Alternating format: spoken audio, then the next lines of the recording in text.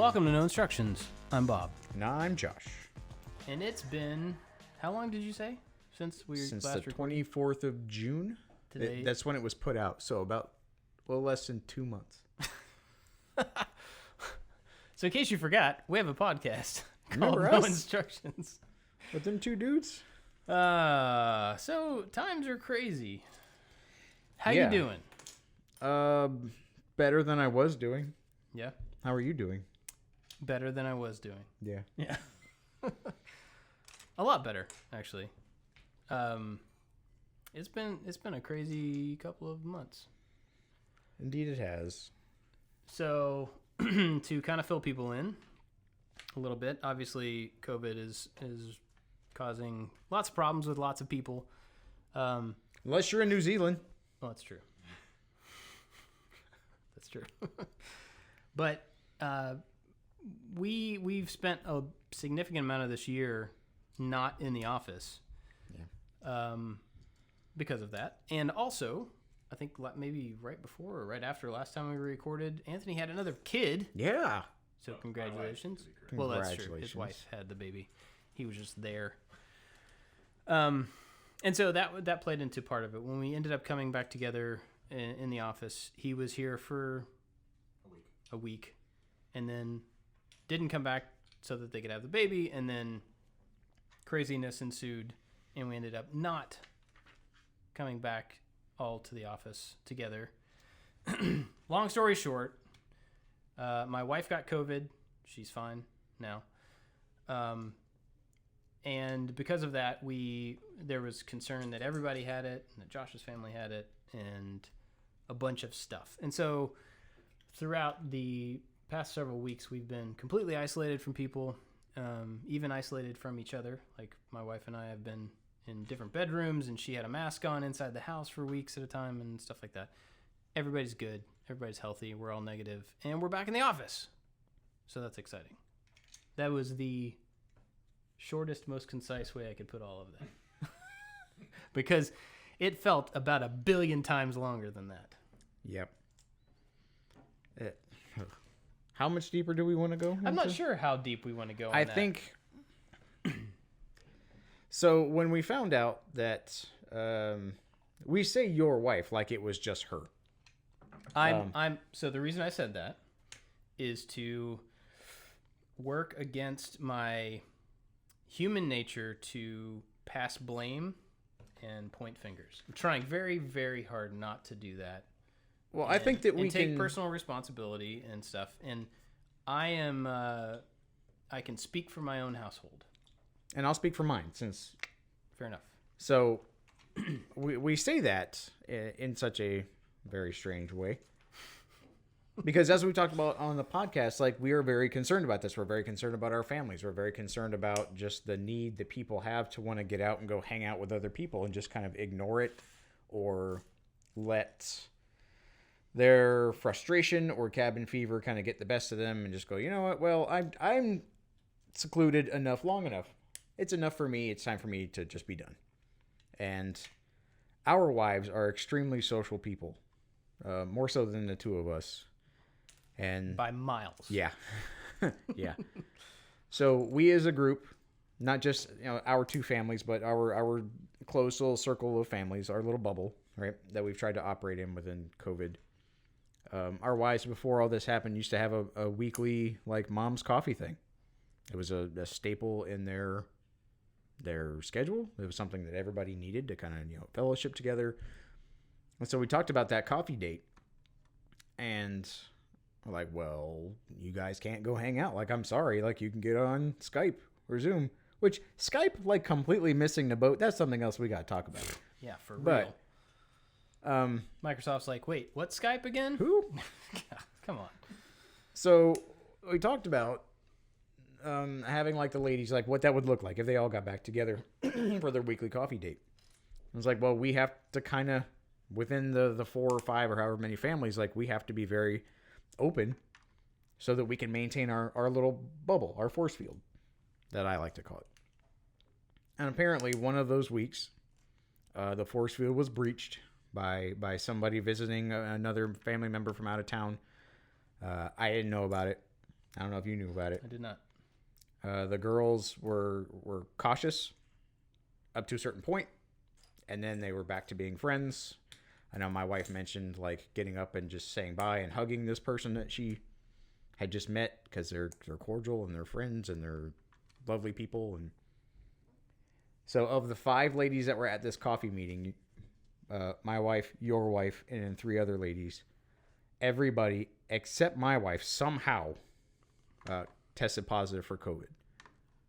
It was suspected that the person from out of town had it and infected everybody else. So like our little community of people, not just like the 3 of us that work in this office, but like our support chain, outside of this, like socially, was hit super hard. Wasn't tangential. Wasn't like, ooh, there are rising numbers in your county. In my house. Yeah. It was, I know your wife, my wife, and myself all went and got stabbed in the brain with the test that day to see. It's pretty unnerving having to wait the like 4 to 5 days because this is the problem with my house. Again, I'll speak to my house.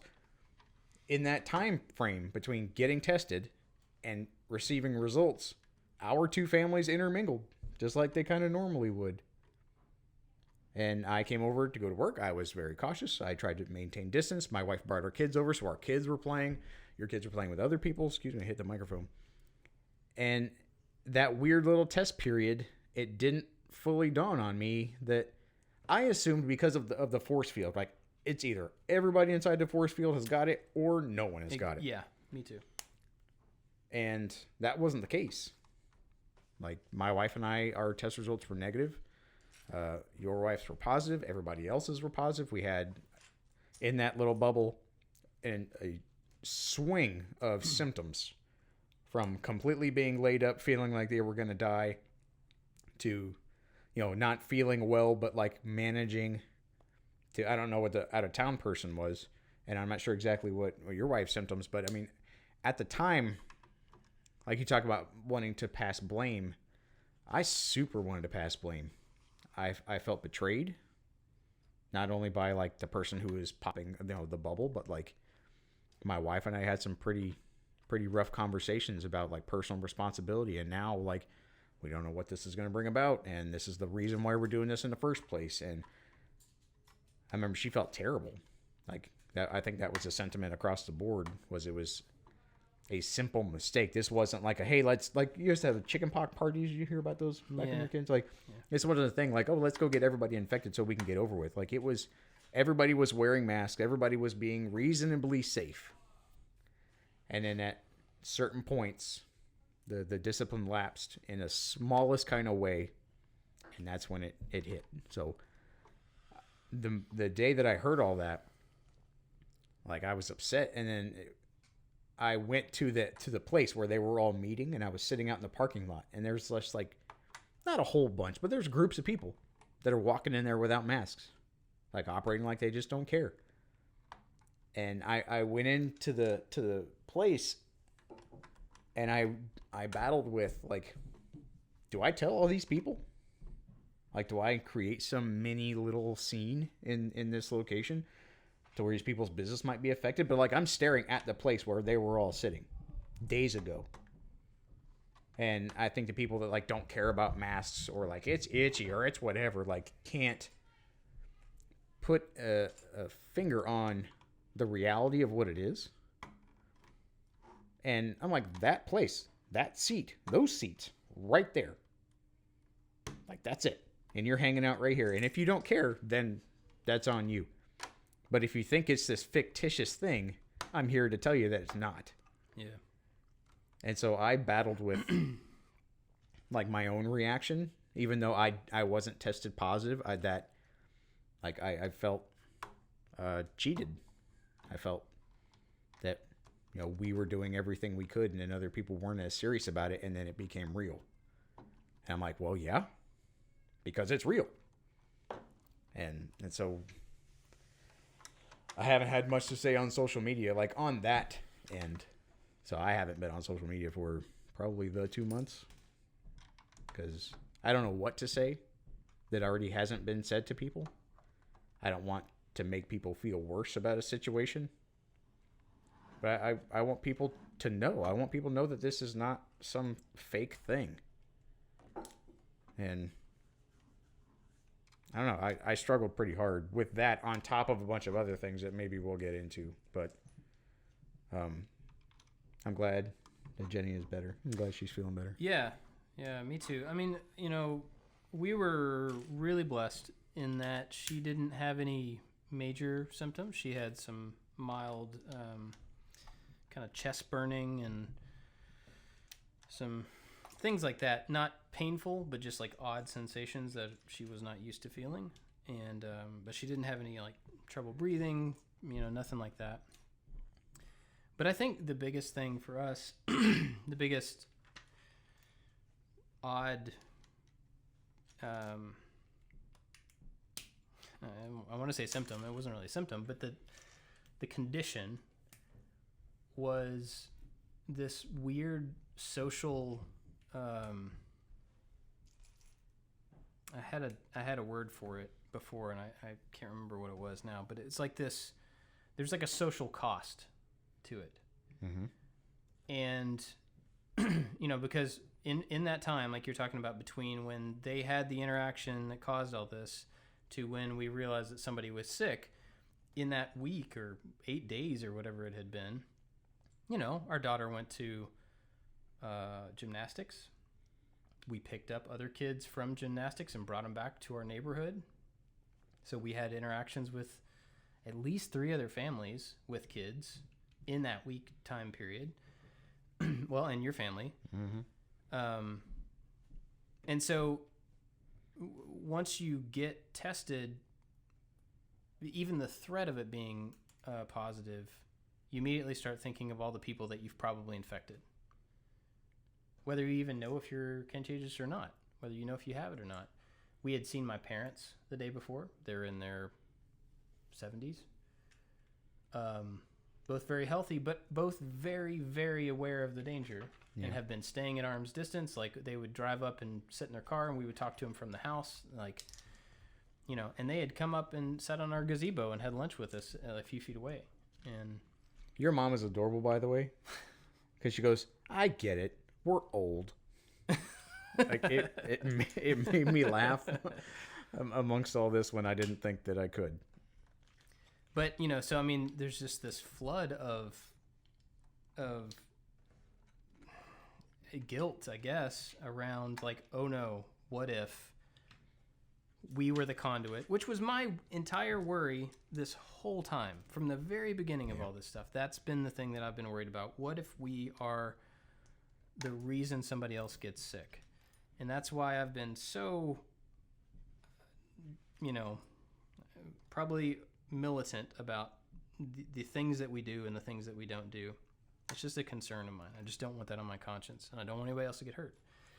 And so then for so long to actively, this is what I'm fighting against. I don't want to get other people sick. And then all of a sudden to be in a position through no fault of your own, oh no, we might have gotten other people sick, even though we've been trying so hard for so long. Yep. And I had a pretty hard time with that. And my initial thoughts were to want to blame, and I think that's still there to a degree, but I'm trying really, really hard not to do that, because I think one of the things I realized through all this is that one of the biggest dangers of COVID is the division that it's causing. Obviously, there's a lot of health problems, but it is causing so much division in so many places that it doesn't need to be there. That's just making everything worse. And so by me realizing that internally and saying like, well, I can either be mad at these people or just realize that this is just part of the condition that we live in. It's a thing that nobody's trying to cause. It just is. And so I can be mad and be, hold it against them, or I can just do my best to get past it and just deal with the situation at hand. So that's what I've been trying to do, and trying really hard not to point fingers or anything, which is really difficult when you had absolutely nothing to do with it. Yep. When there is a finger to point. Yes. And you are, I don't want to say suffering the consequences because I have not suffered in any way whatsoever. When you've been inconvenienced by the consequences, I'll put it that way. Which I don't want to overplay it like we've been through some terrible thing. We have gotten out of this almost as scot-free as you could possibly get out of it. But I think my point in all that was that the emotional and the social stuff that you have to deal with when you find yourself in that situation is tough. And we are incredibly blessed that there wasn't a physical thing that was tough as well at the same time. So I'm very, very grateful for that. But it's crazy. We, for, 3 weeks, 4 weeks, I honestly have lost track of July completely. Yep. But as soon as we found out, my wife started wearing a mask in the house. I moved to my daughter's bedroom. She moved up with my boys. And we assumed that we were all infected, but we decided just to act as if we weren't inside the house. And then after 3 weeks or something, the doctor recommended finally, when we thought we were going to get out of quarantine, that's when they recommended we go get tested. And then it's another 5 to 7 days after that before you can actually know anything. So that whole process was pretty frustrating. But so we were acting as if we were sick that entire time. And then when we went to get tested, me and the kids were all negative, which was really surprising, but cool. Mm-hmm.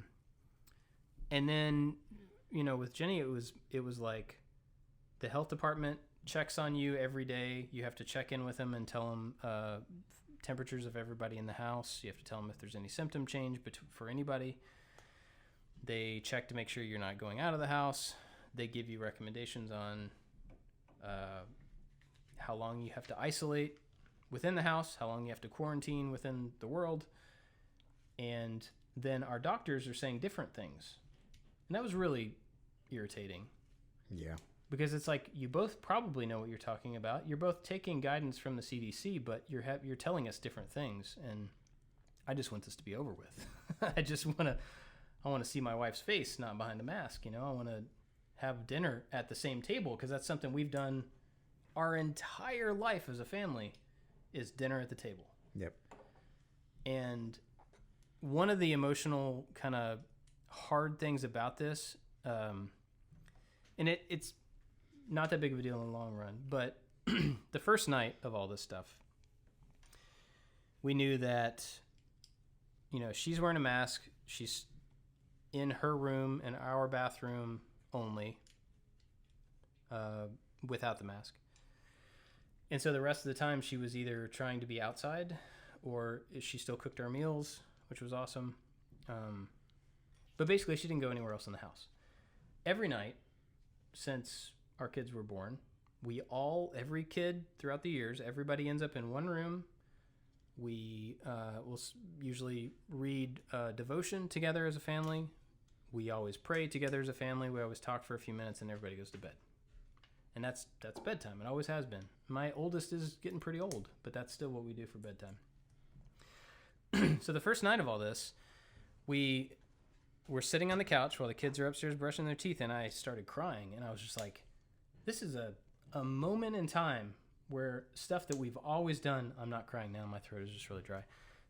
This is a moment in time where not everything, a lot of things that we have taken as this is the way we do it, it has to change right now. And because of the age of our kids, it probably won't go back to how it was. To a degree, it may change and that's fine. But it was just like a realization of we're about to start having our bedtime routine, our time together, not up in the boys' room where there's plenty of space and we're used to doing it. We're going to be doing it in the living room. And then from there, everybody's going to split off and go to their bedrooms. I know that's not a big deal, but like that's a marked change. And given that my kids are the ages they are, we probably won't go back to let's all go do bedtime the same way we did it before. Oh. And that was one of a few things like that are natural changes within a family. I mean, that would happen eventually regardless of but most of the time, though, I feel like those changes aren't so noticeable. Or it wasn't caused by a thing, or you couldn't point to the catalyst that made it different. And they didn't all happen on the same day. This was like well, for the next 3 weeks, mommy's going to be eating dinner outside on the gazebo so she can take her mask off. And we're all going to sit in here and look at her through the window. That sucks. That sucks. And it's over with and it's fine and we're having meals together again. But to have that next to bedtime, next to, just all of the interactions you have throughout the day, like everything gets thrown off. And kids are getting used to changes and they're used to, they're getting older and they're changing through stuff. And it was just, that was really strange to me.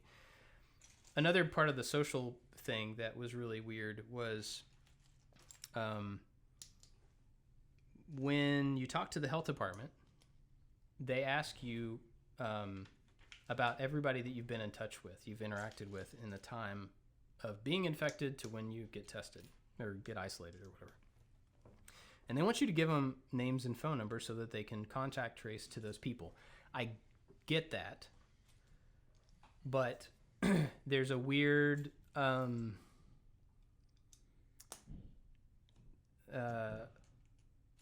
don't even know how to say it. There's like a weird social privacy currency thing that with friends, you're my friend. I'm not going to give your phone number to a telemarketer because you're my friend, right? Appreciate that. So as soon as you give somebody's phone number without their consent to a government agency because they want to check in on that person, even if it's for the best of intentions, there's like oh no, what did I just do? Like I broke trust. I broke this thing. And we had to do that. I guess we didn't have to, but we did that with all the people that we'd been in touch with to make sure that they don't spread it further, Yep. And then there was this weird tension with all of those, maybe not with all of those people, with some of those people. I'm not sure how much of that tension was real and how much of it was imagined within us, but like we betrayed you a little bit by giving out your information without your consent. And it's not one person, it's like everybody you've interacted with over the last week. It was a lot of stuff to try to figure out how to deal with and figure out how to answer and figure out how to manage all at once. And like I said, I'm incredibly grateful that we didn't have the physical sickness really to deal with as well, because that would have sucked. Would have been even worse. Well, I don't know. Last we spoke, I was supposed to be tickling lobsters in the Bahamas. And that did not happen. And I remember I was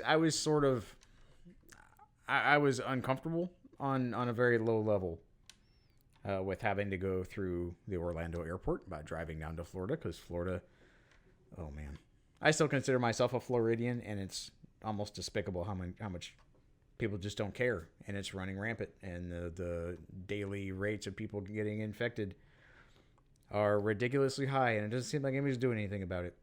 And so that made me very uncomfortable. And so I had to try to, like we talked about before, like come up with some mitigating ways to ensure that we could stay safe in this. And I was like, well, okay, it's a risk, but the risk reward, like my wife and I haven't been on a vacation in a very long time. And at that point, I really needed a break, especially from my kids. I was having an extremely hard time with my kids for a while. They were going to go with grandparents. My wife and I were going to go to St. Thomas. I put a lot mentally on that trip rather than just like, oh, we're going to go on vacation, go hang out on the beach. Like, to me, it was a deep sigh that I haven't had in a while. And when we found out that everybody was sick, like out of frustration and I think out of anger, I'm like, we're canceling the trip. And my wife was like, we don't need to cancel the trip. Like, we came back negative. I'm like, no, I'm canceling the trip. Like, I was mad that it happened. I was mad at everybody else who doesn't care that it's happening to other people. I was angry. I had myself a pretty steep pity party. And then with the contact tracing, like the health department called and was like, you guys are quarantined for, I don't remember how long. So in my mind, I had already canceled the trip. I already told my wife, because at some level I was mad at her for, being in that situation or consenting to that situation. And so at some level I wanted to, like, you're not going on this trip either. I want you to feel bad because you took this away from us, which was wrong. So in my mind, I'm like, no, we're done. We're canceling this. This is something else that is this thing that doesn't provide relief that I thought it was going to. I'm like, well, great. That's now ruined too. Thanks. And then with the health department calling, it's like, well, you guys are quarantined for, again, I don't remember how long. And I went, yep, great. Like, I had already mentally canceled the trip, and then that very stupid thing I have, and I feel like many Americans have in this situation, go, well, I'm not on a no-fly list. You can't tell me I can't go. Flashed in my head. I'm like, what are you talking about? All right, Florida. You're a moron. That's like Florida's... Oh, I don't want to bad. It's a state... No, it's a state motto. What do you mean? Yeah, I can't do that. Who do you think you are? Hey, everybody, I'm not going for these reasons. Okay, good. You can't go. Well, now I am going. So I took that really, really, really hard. The entire situation. Again, we didn't have any symptoms, but like everything getting canceled. And I know this sounds like a first world problem. Oh, I couldn't go to the beach. But that trip, to me, was going to solve a lot of problems that I had been putting off. Especially problems with my kids. I have not had the greatest relationship with them lately. We've talked about some stuff on here. And I would like to maybe talk about how you had to become the primary caregiver in your house. But my oldest son and I have been at it for a while. We are very much alike, and we don't see eye to eye on a lot of things. And I felt like stuff was slipping away. I would get really mad because, we were stuck at home just like everybody's stuck at home. I saw no relief to any of this. He was bored. I was bored. I was hoping that, at the end of this trip, they're going to be with grandparents. We're all going to miss each other. We're going to have that opportunity to miss the other group, and stuff is going to get better. And when the trip got canceled, I compounded all of those things. Like, now this is not going to get fixed. Now that's not going to get fixed. Like, oh, now we can't go anywhere. Now all of our friends are sick. And now we as the healthy ones, tried to go around and go, offer assistance to everybody else because we felt like that was our absolute responsibility to do. And so I put so much on this trip that I got super angry, and I didn't want to talk to anybody. I didn't want to see anybody. My wife, my best friend, I didn't want to talk to her. I finally broke down, and I had a doctor's appointment, a regularly scheduled doctor's appointment, and we had to cancel a bunch of stuff because of the trip and whatever. So I was already really mad and frustrated. I'm like, well, I'll do this stupid doctor's appointment, which was over a teleconference thing. And I switched clinics because I get my healthcare through the VA. And so this new doctor, they talk down to you whenever you try to use the telecommunication software because I assume that they're talking to a lot of really, really old people. So they're like, do you have an Android or an iPhone with a camera? And it also has a speaker? I'm like, yeah. What about a computer? I'm like, yeah. Like, now can you see things on the computer? I'm like, this is stupid. Shut up. Yes, I can be on the thing. And so they berated me, which made me feel very angry. And then 10 seconds later, they're like, we can't get our software to work. This is just going to be an over-the-phone thing. So I was getting I was boiling. The balloon in my head was about to pop. And the guy didn't know anything about me, asking me all these stupid questions. I'm like, everything is in my chart. Why do you not know any of this? And I was already pissy about a lot. And they asked this question that the VA always says. They're like, you need to talk to a mental health provider, during pre-screening. I'm like, I absolutely do. I was boiling over. And it took that moment of my wife being upset with me on a level that I didn't ever really see before. Me being felt like I was just trapped. Me being upset with my confidants, my friends, my kids. And so that started this ball rolling of air quotes, interacting over this teleconference thing with some mental health professionals about getting some counseling, how to deal with stress, how to deal with anger. And, for the most part, it's been good. I wasn't able to get an appointment for a month and a half. So hooray. But then they offer this thing called bridge therapy where I had this conversation with this lady and she would give me very practical ways to deal with things. And in the middle of all of like trying to improve myself and try to improve my relationship with my family, like the COVID thing in our little community hit. And she had shared some ways to like try to combat negative thoughts, how to put actual words to the things that you're feeling. Cause I'm like, I'm mad at everything. And she's like, well, okay, legit. She's like, but behind that overarching word of being mad, there are so many, there's fear, there's emotion words. She sent me this sheet and I'm like, that one. Going down the list. Betrayed, word I probably wouldn't have used. I was just mad at people. Yeah. But it allowed me to get to the heart of how I was feeling about all of those things, and it allowed me to properly address them rather than just this feeling of being upset or angry overwhelm me. And I was able to kind of step back and look at, say, the trip, right? I was still mad about the trip. I'm like, well, what did I think this trip was going to be? And when I boiled it down, this trip was going to be a distraction. And I was going to be putting off the inevitable. Like, hopefully I will leave my kids, and hopefully when I come back, everything will magically be better. Like, I'm positive that that's not the case. Yeah. And so since then, and since canceling a trip and since getting help, like, I am not a person to ask for help. And I don't know, I've talked about some stuff in the Army here and whatever. Like, there's things that I needed help with that I never asked for help with. And this lady told me that there's a lot of shame in things, especially I think around parenting. I hope I'm not the only person that feels some kind of shame as a parent, or I couldn't probably put that word to it. Yeah. But how to deal with that? Like, I haven't reached that subject yet. But just the fact that this lady was asking me all these questions. She's like, I think you have a lot of shame that you don't necessarily need to have. I'm like, okay. Like, I never really thought about that, but then giving yourself some grace as a parent and as a person, as a father, as a husband. Yeah.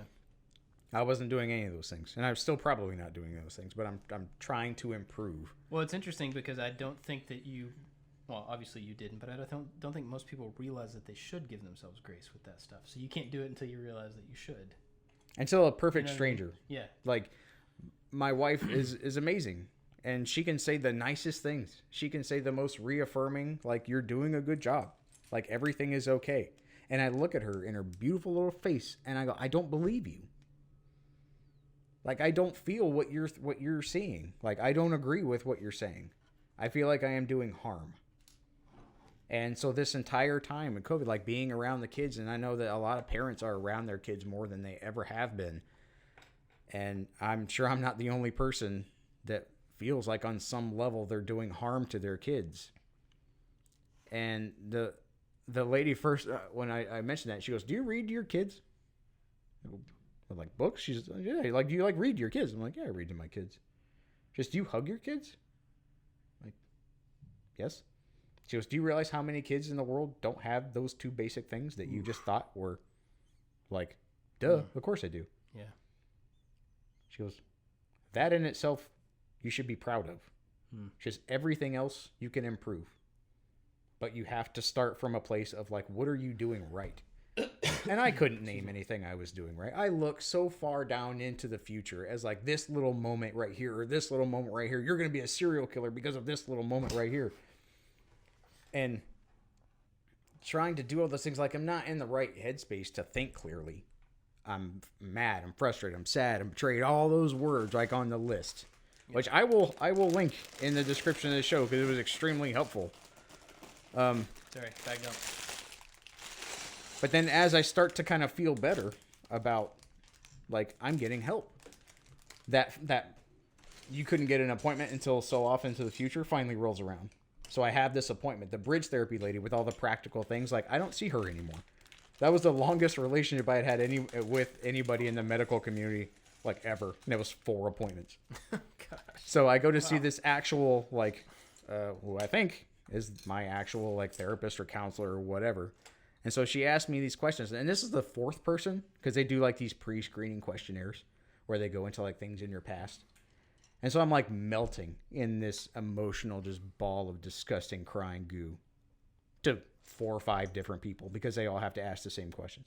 So I get to the person who I think is going to be my actual like therapist from here on out to help me out and to finally stop having to see these random strangers.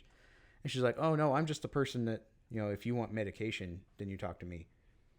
You'll be seeing somebody else later on," which I haven't scheduled. And so just that, like, if you have things that you try to keep inside because you think they should stay inside, and I am allowing myself to be vulnerable enough to talk to people. I've had to do that with 5 different strangers. Good grief. And I'm like, I am so far more emotionally invested in this conversation than you are. Can we please stop doing this? Yeah. So it's a blessing and a curse. But I think moving my personal needle to being okay as a father and a better husband and a better just person who can deal with stress and anxiety and things on a whole, I think it's a positive. And it's teaching me more patience, which sucks. Sucks bad. But a couple times they're like, well, do you have a support system? Do you have friends that you can talk to? And in that moment, like, because of all of the stupid COVID stuff, because of the, like, our bubble is burst, I'm like, yeah, I do.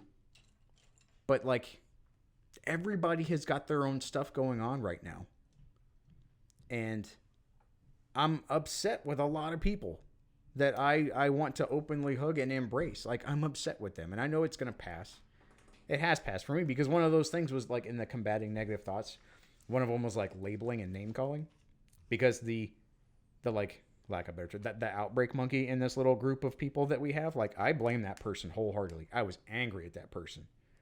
And some of the things was like, is there evidence to support your claim? I'm like, yeah, they acted stupid in this moment. They acted selfish and all these things. I go, is there evidence that is contrary to that? I go, well, those people are like the most loving and caring people that I know. And they're like, man, what were the other things? It was, if you could put a positive spin on this, what would it be? I'm like, well, the person that came in from out of town needed some help. And they went to them for, like, actual in-person help.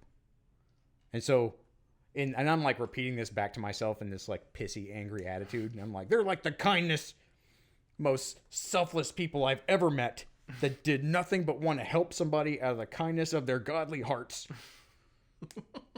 And so at the end of that, I'm like, yeah, okay, that label and that stuff that I want to put on them is not accurate. It's an accident. And it goes to the fact that this virus is a real thing. And the precautions that you take. Like, you need to be consistent with the precautions that you take. That's the ballpark. It's not that, like, you're a terrible person because you did this thing and you should be shamed publicly in the square. It was, if everybody had done exactly what they needed to do consistently, then we could have mitigated that. Yeah. And if there's a break in the armor, then that virus is going to take advantage of that. And we're not special. Like, we're regular people. And that virus wants at us just like it wants at everybody else. It wants a host. And we let it be. Yeah. Which is upsetting.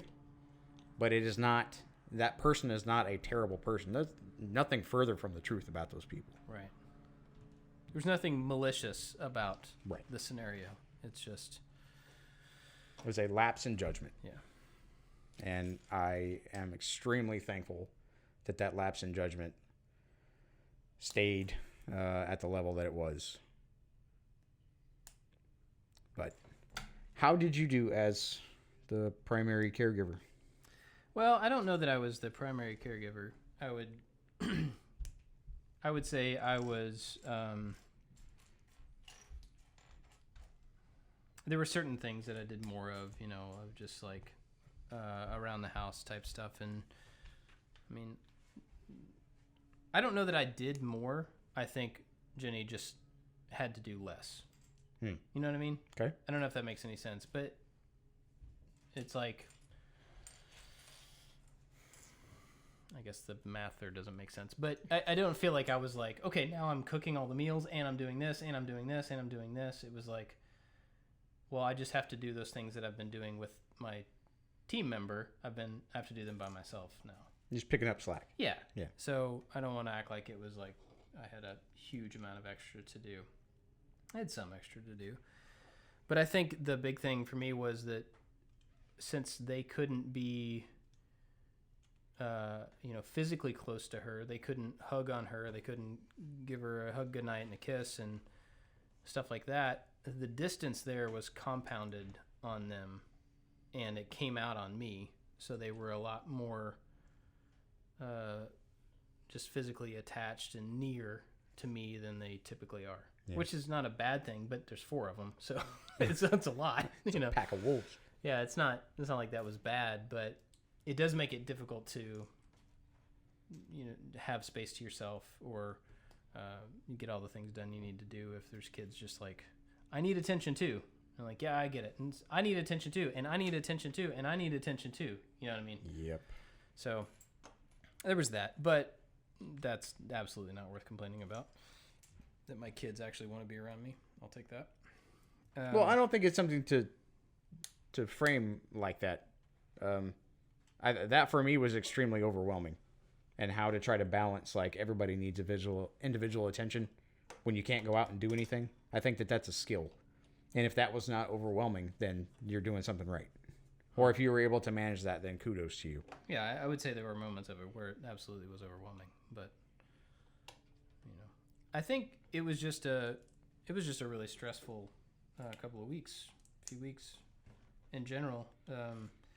I think we had, the fact that you guys were not here, I was putting the unnecessary pressure on myself to try to be super productive, but at the same time had kind of a dismal outlook on what if of everything. So it was really hard, especially the first week or so. It was really hard for me to just get anything done. I wanted to be away from the kids during the workday, but I also didn't actually want to work. I just wanted to be alone. I also didn't want to talk about it publicly until we knew kind of the situation. I didn't want to bring it up on Making It or anything because we didn't know if we had anybody else infected. And there's a part of me that was just like, well, what if my parents get sick because of it? And then they actually get sick and we have to deal with life. I don't want to do that publicly. I want to deal with that, personally. So I kind of wanted to just get through it before we really brought it up anywhere. I don't know. It was tough, but I'm certainly glad that it's past us. That I say it's past us. It's really not. We can now go back out in public for the time being. With masks and proper precautions? Yeah. Okay. But it's not gone. It's not like, well, we had our time. Yeah. Hope everybody else does all right. Nope. Even in the best case scenario where you have some antibody that stays around and helps you not get it again, which is not clear, my wife would be the only one that would have that. We're all still just as at risk as that we were, a month ago. So, but now we have the personal experience of, it's pretty terrible to be mandated by your local health department to stay in your house, and they call and check on you every day, and they call in this and this, I mean, that doesn't feel real good. So I don't want to do that again. I don't want to deal with the emotional consequence of getting somebody else sick or the potential of getting somebody else sick. I don't want to deal with that again. I don't want to deal with having to be separated from anybody in my family for any amount of time. I don't want to deal with that again, So, and that brings us to now where we're trying to decide how to interact with the world again. Like, I don't want to be fearful of every single thing that we do, but like, what parts of life can resume? What parts of life are safe enough? Or actually, Jenny found this really cool thing. A friend of ours who's a nurse sent it to her, and it's a tool put together by, I want to say Georgia Tech, but I might be wrong about that. Maybe in Duke. But it's a map of the U.S. And you can go down to the county level, and then there's a slider that has the number of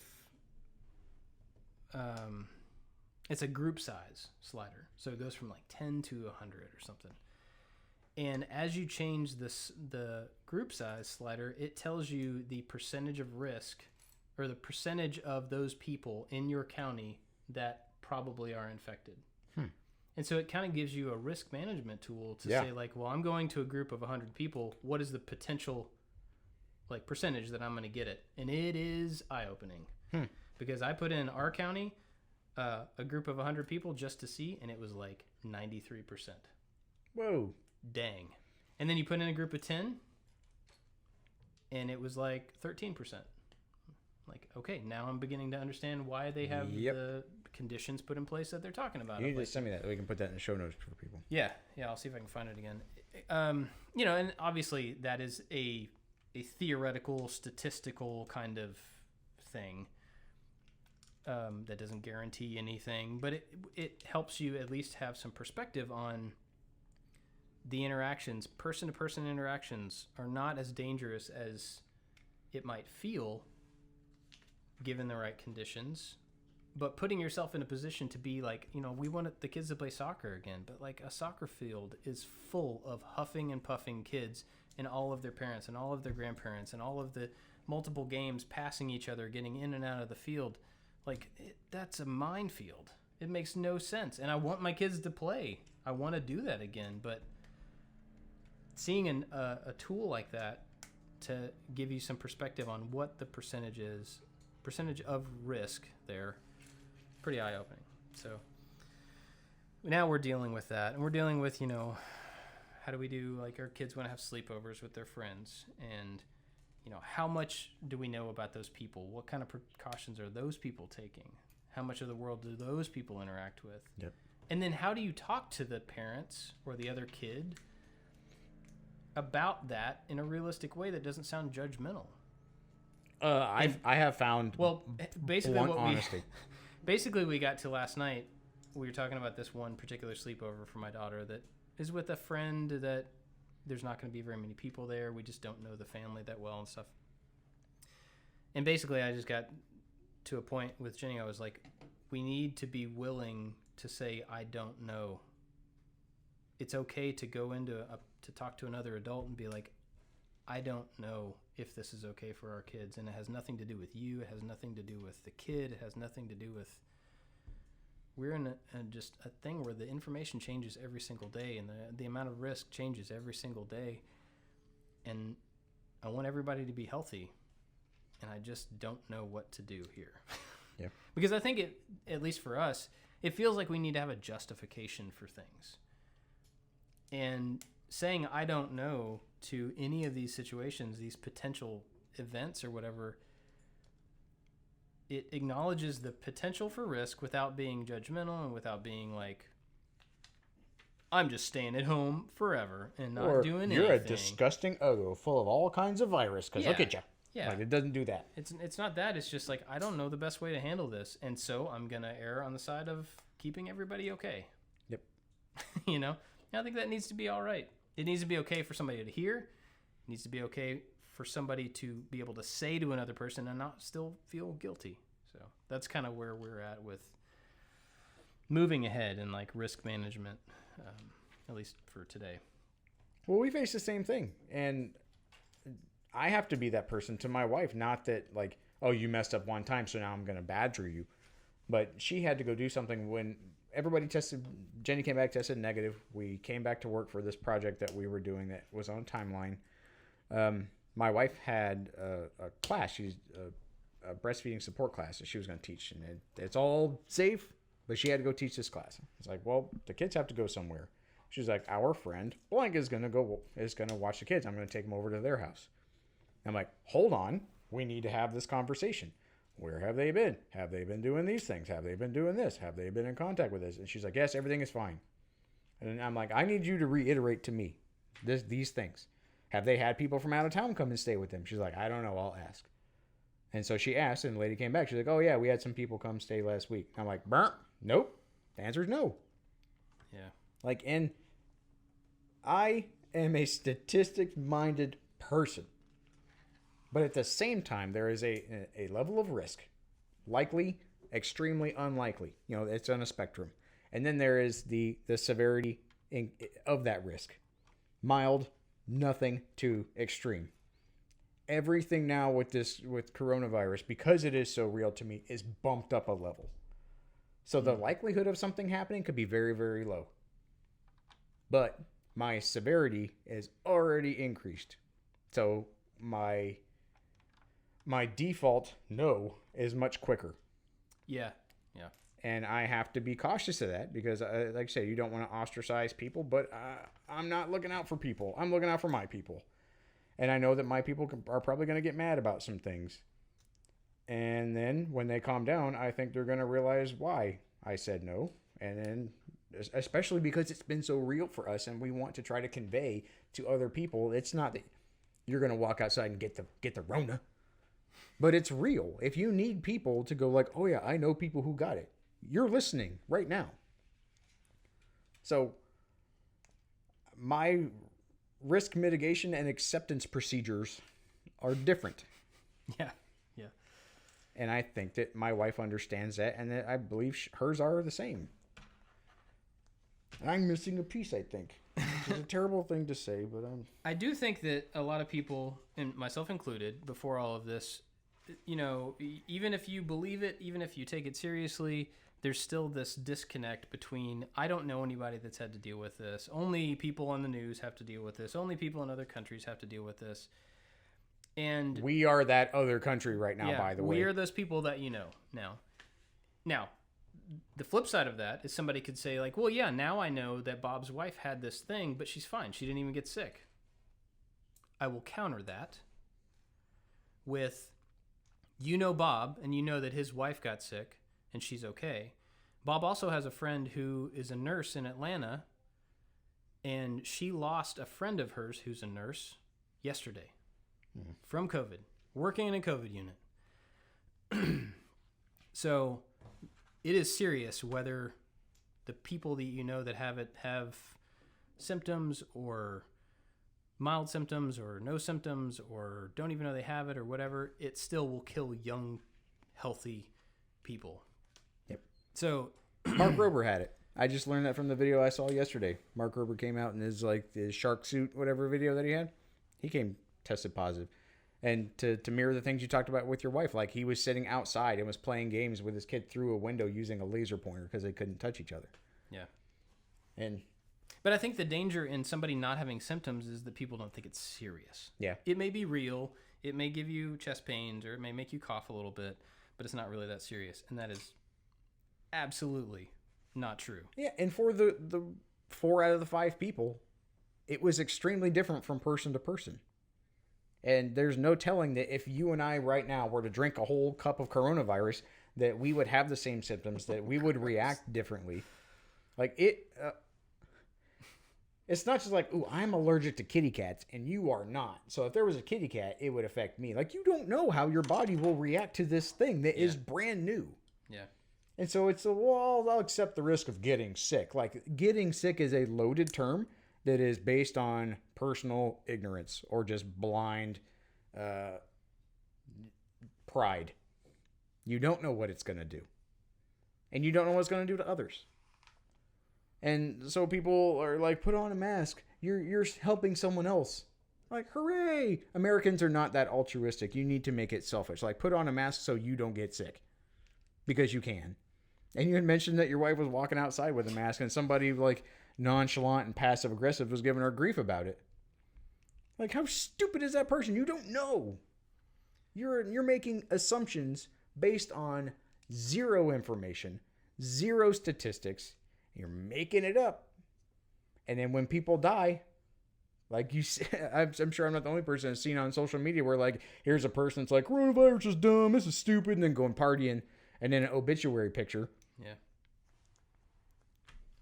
Yeah, for the context there, my wife went the other day on a little path near our house and was walking outside, which is a well-traveled path where other people were. And she and my son had masks on because they were passing people in this like 5 or 6 foot wide path. This old man and his grandson or something passed her, and then the kid said to the man, "Why do they have masks on outside?" And the man said, "I don't know. Looks pretty silly to me." And if I had been my wife, Yeah, I your would wife have is a run better over person than and gotten everyone. in his face at 6 feet and said, I have this on because last week there was a virus in my body that I don't want you and your kid to get. That's why I have it on. Yeah, you're freaking welcome.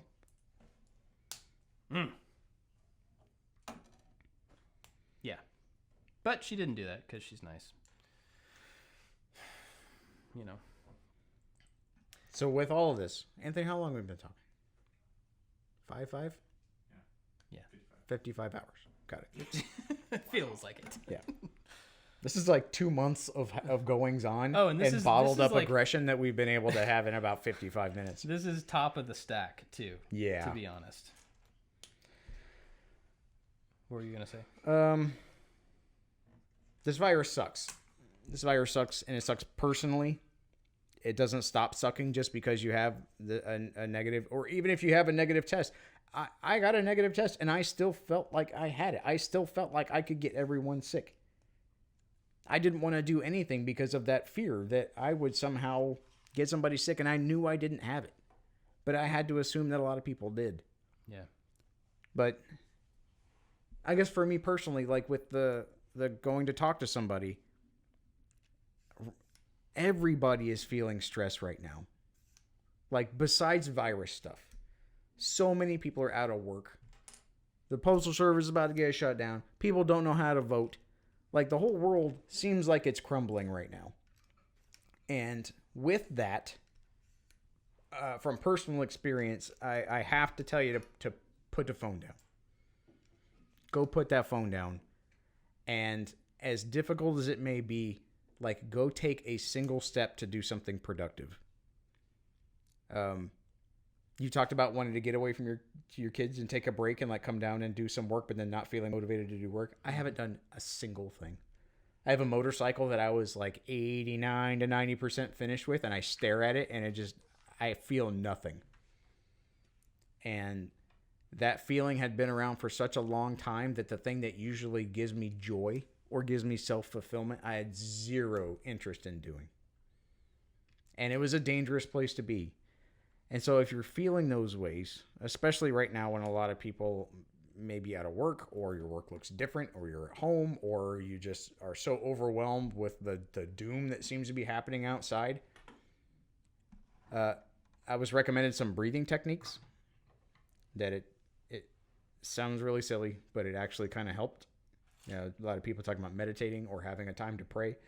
Having a time to pray and then having a time to like breathe and try to control your heart rate and control your breathing. It's taking a deep breath in for 4 seconds, holding it for 4 seconds, and then exhaling for 4 seconds. In a nice quiet place away from everybody. I was doing it wrong and going like, yep, as soon as I get upset, I just...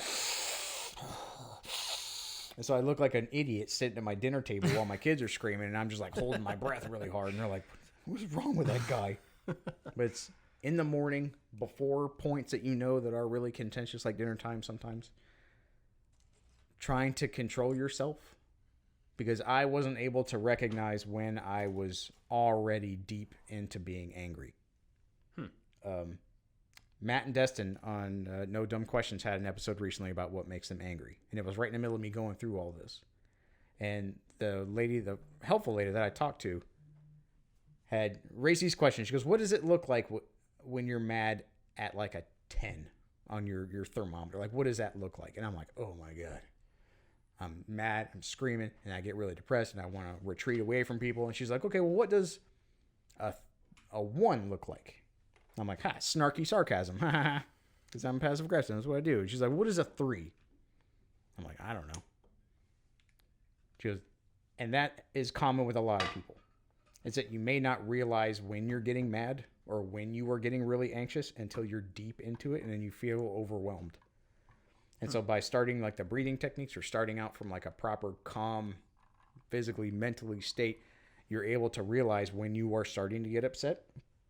And then taking like a healthy break, not a retreating depressive state, but just like taking some time to yourself to let some of the air out of that balloon. And those were things that I didn't consider. Yeah. And they were extremely helpful. So in all of this, I know that these times are extremely difficult. And right now, I don't see things changing anytime soon, start from a safe place. Start from a really calm, collected place so that you can see things clearly and you don't start overloading all of this stuff on top of yourself. Because I started to do it and it was really dangerous. I think I've needed to do that. I'm glad to hear that because I think since the beginning of all this stuff, with you guys being gone and the rhythms of productivity and the school change and all of the different things have just really flipped how I handle stuff. And I think for a long time there, my 0-1 frustration level, instead of that being the start of the day, I was starting at a 5. Yep. And I didn't realize that, but that's really helpful information. So I'm going to try to hang on to that for... I'm not feeling that way now, but I think, given how crazy stuff is, I mean, it's very possible that we could be in another situation that we can't foresee, at some point in the future. So, yeah, my kids are really mad at me because they haven't been on screens a lot. I came up with a hip pocket phrase whenever we were quarantined, whenever we found out everybody was sick, like with if I'm going to be forced to be together, we're going to choose to be together. And that for me was a big thing, which sounds silly. But when my kids would go off, I'm like, just go be content. Like that was my goal, for everybody to be chill. Which was silly because that was lazy. It was you go hang out on your screen and you go do your screen and I'm going to take a minute for me so that I can relax and we can all be okay. And in that, they were not. They were hanging out by themselves. They were mindlessly sitting on a computer or a screen all day, not interacting with each other, getting really, really mad when we tried to take it away because they're children addicts. And we were not forming any kind of bonds. That time was not constructive or healthy in any way. And they got mad. Oh boy, did they get mad at me. And I'm like, that's fine. You can get mad at me. Like, I'm doing this for a reason. And I kind of know what I'm doing. A little bit. I think I know what I'm doing. The lady told me to give myself some grace. So if this doesn't work and you end up being a serial killer, hey, I tried. I thought I knew what I was doing. Hey, man, what are you going to do? That's not great. So get some help. Give yourself some grace. Breathe. And they'll sound like really, really superficial, dumb things. But that superficial, dumb thing was very helpful because I didn't know how to react any other way. Yeah. It is helpful. Have your kids, how's their relationship with each other changed? So much better. Yeah. Man, so much better. They play together, whereas before they would play together, they would get frustrated, and then they would retreat away from each other. We swim a lot. We try to go out to go hiking and go to state parks more. My time with them is more diligent and more purposeful because, they do kid stuff. They're loud and they're annoying. And the last day I had with the bridge therapy lady where she was like, okay, you have some things. She's like, put these things into play. I'm like, okay, my daughter's like, I want to play with Play-Doh. And I hate Play-Doh. I hate it. I absolutely hate it. It's chaos. It's disgusting. It's pretty terrible. I hate it. And I'm like, this is a test. I should try out these things I've been told and want to play with Play-Doh with my daughter. And I was losing it. I hate Play-Doh so much. They were grinding it in the carpet. There were little pebbles of it everywhere. The stuff that we weren't able to clean up.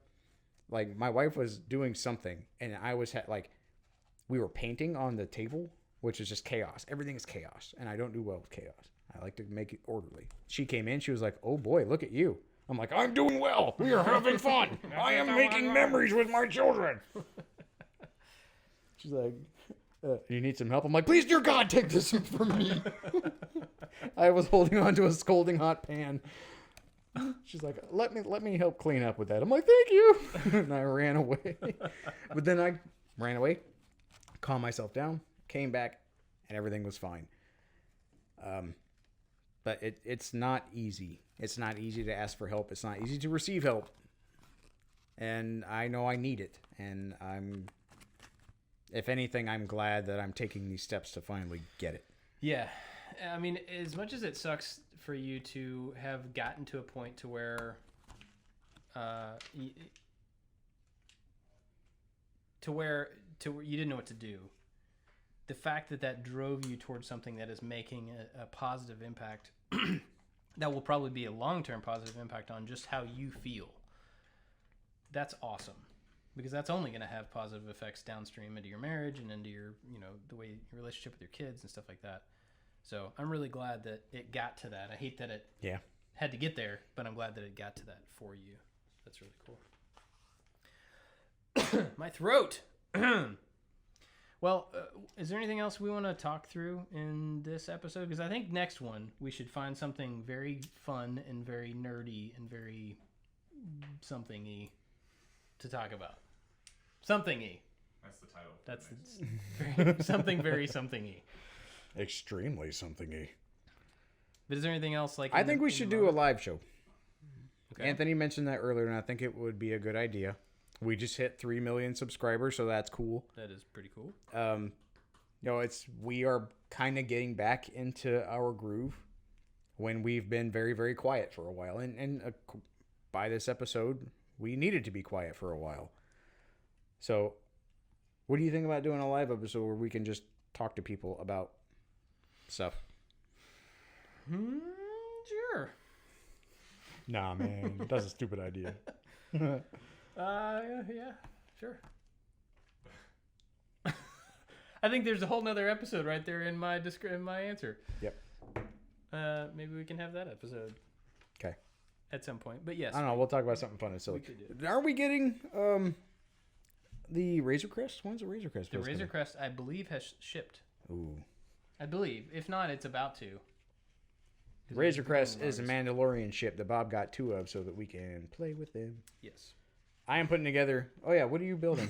Since we do that on this show, I completely forgot what the heck is even happening. I am still working on the Pirates of Barracuda Bay set. I have not touched it since the last time we recorded at this table. I've intentionally left it here. So I just finished up bags 5 of 100. 14, at least 15. How many pieces is that? I don't know. It says on the front. Billions. 25, 45. Okay. So for my birthday, you got me the Lego Land Rover, which was awesome. And it has just about that many pieces. Yeah. And so that was the one thing that I didn't want to put it together. I'm like, you're going to have fun with this. You should put this together. Yeah. So I put my headphones on and went to town, and it was extremely helpful. So thank you very much for that. Glad to hear that. I missed some pieces again. Farts. All right. Well, yeah, we'll figure out what the next episode is. Anything else you want to talk about now before we wrap it up? Man, I don't know. If I'm gonna link some numbers down below. If they don't apply to you, then hooray, they don't apply to you. Lucky ducky. I'm gonna put some, like, if you need help, phone numbers. Like, if you need to talk to some people, there will be links down below. Click the little description thing and the show more if you're looking on your podcast player for people to maybe get some help. I needed help. It finally took a while, and I wasn't exactly sure where to go to get it. And so I'm going to try to make sure that if you need help after listening to this episode, you know exactly where to go. That's awesome. Good. Yeah. I will also put a link to, or I'll have you put a link to that tool, that risk yes, thingy. that thing. Yeah. We're going to forget all this. Probably. I'm going to try my best then not just to. remind us. All right. Where can people find you? Man, I don't know. I'm not on the internet anymore. Look for Josh_makes_stuff, and I will take a picture of something that I think would make me happy, and hopefully it'll make you happy too. How about you just find all of us at I Like to Make Stuff on all the stuff. Do that. That's We're better. around. Thanks for listening, everybody. Thanks for coming back. We should, barring the end of the world, we should be back to regular shows. Don't talk about the end of the world. The end of the world doesn't need to be talked about. So, yes. That's it. Yeah. Cool. Thanks for listening. Thanks for watching. We'll see you next time. Bye-bye.